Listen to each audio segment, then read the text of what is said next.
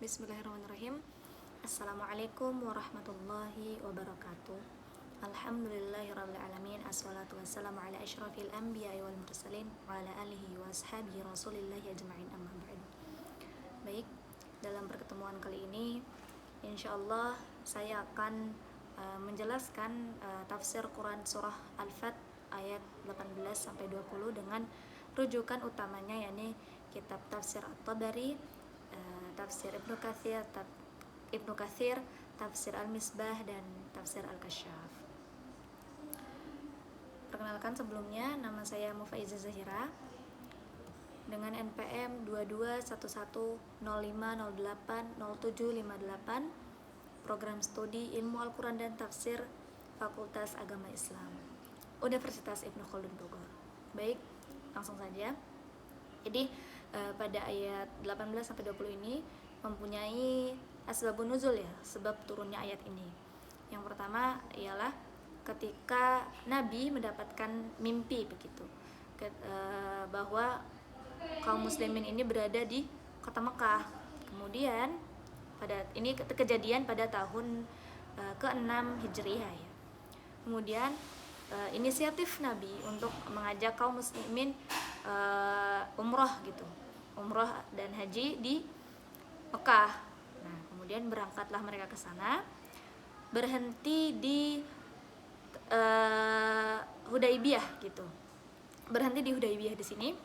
Kemudian Nabi mengutus salah seorang sahabat untuk meminta izin kepada kaum kafir Quraisy Mekah gitu. Siapa yang diutus ialah Khurash bin Umayyah Al-Khuzai bersama untanya Nabi yang bernama As-Sa'lab.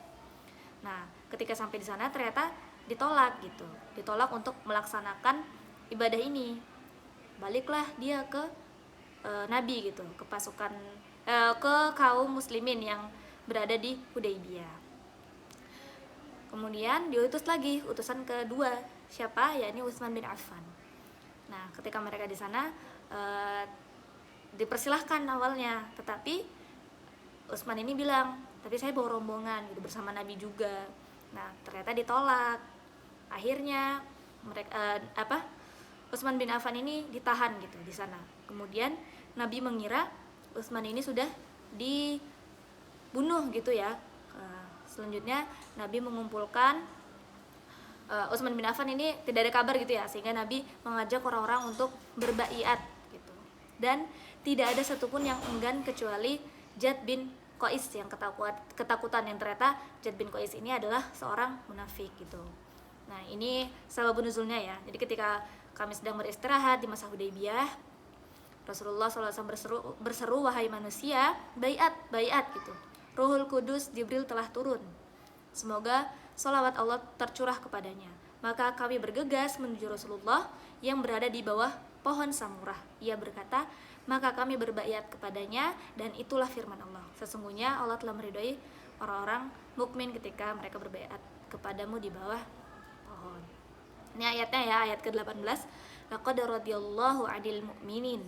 Wahai Muhammad, Allah sungguh telah meridhoi orang-orang beriman.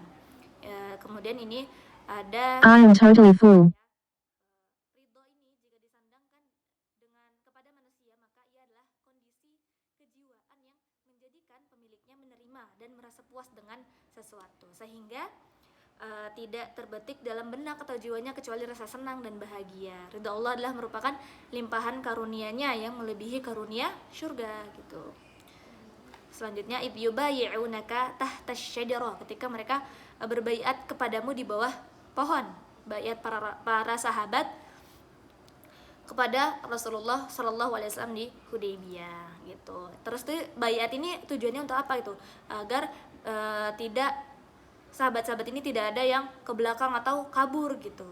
Kemudian karena tadi ya, karena mengira Utsman telah terbunuh, maka Rasulullah mengajak sahabat untuk berbaiat, untuk tetap setia kepada Nabi Muhammad, kepada Islam gitu. Dinamakan baiat ar-ridwan karena ayat ini. Kemudian jumlah kaum muslimin yang berbaiat adalah sekitar 1.400 sahabat. Fa'alima ma fi qulubihim. Tuhanmu, wahai Muhammad, mengetahui apa yang ada di dalam hati mereka, yaitu orang mukmin dari kalangan sahabat yang berbaiat di bawah pohon. Kemudian juga berupa kejujuran niat, kesetiaan terhadap apa yang mereka baiatkan kepadamu, dan kesabaran bersama dirimu. Fa'anzalas sakinata 'alaihim, maka dia menurunkan ketenangan dan keteguhan atas mereka terhadap agama mereka dan pandangan yang baik untuk mereka terhadap kebenaran yang telah Allah tunjukkan kepada mereka. Kemudian as-sakinah ini ya teman-teman, apa sih as-sakinah ini? Ya, ini adalah, ini menurut Ibnu Katsir, kebaikan yang banyak yang diperoleh setelah perjanjian Hudaybiyah. Jadi setelah yang mereka lakukan gitu ya, dari Madinah ke Mekah itu perjalanan yang panjang, kemudian menunggu dan ternyata tidak boleh masuk. Nah, kemudian Allah menurunkan as-sakinah di sini gitu, kebaikan yang banyak diperoleh. Ini menurut tafsir Ibnu Katsir ya, serta kedudukan yang tinggi di dunia dan akhirat.